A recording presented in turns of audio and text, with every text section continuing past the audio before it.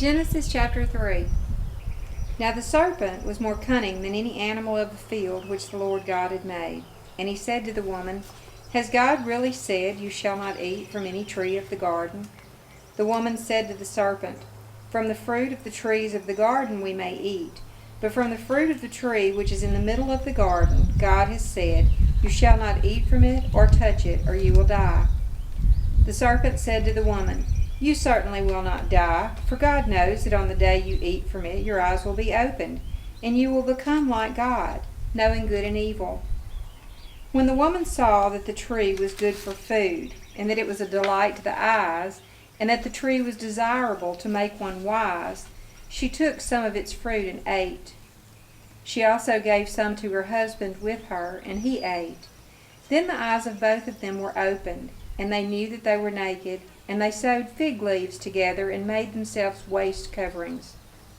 Now they heard the sound of the Lord God walking in the garden in the cool of the day, and the man and his wife hid themselves from the presence of the Lord God among the trees of the garden.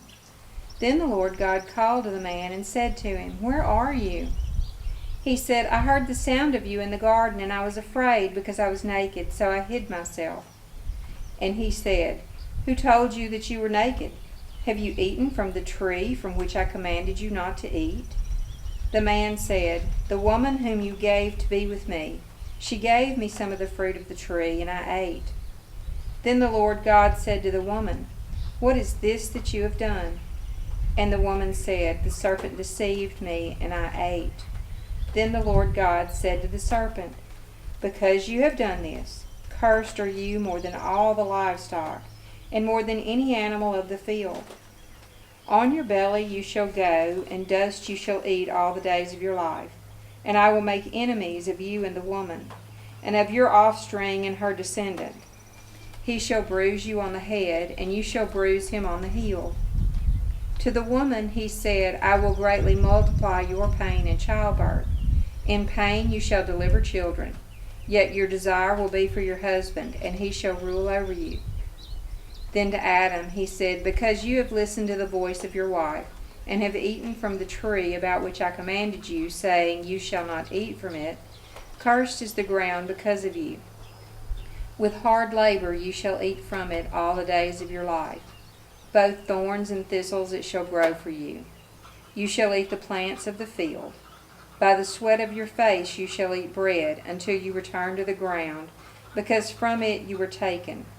For you are dust, and to dust you shall return. Now the man named his wife Eve, because she was the mother of all the living. And the Lord God made garments of skin for Adam and his wife, and clothed them. Then the Lord God said, Behold, the man has become like one of us, knowing good and evil, and now he might reach out with his hand and take fruit also from the tree of life, and eat and live forever. Therefore the Lord God sent him out of the Garden of Eden to cultivate the ground from which he was taken. So he drove the man out, and at the east of the Garden of Eden he stationed the cherubim and the flaming sword, which turned every direction to guard the way to the tree of life.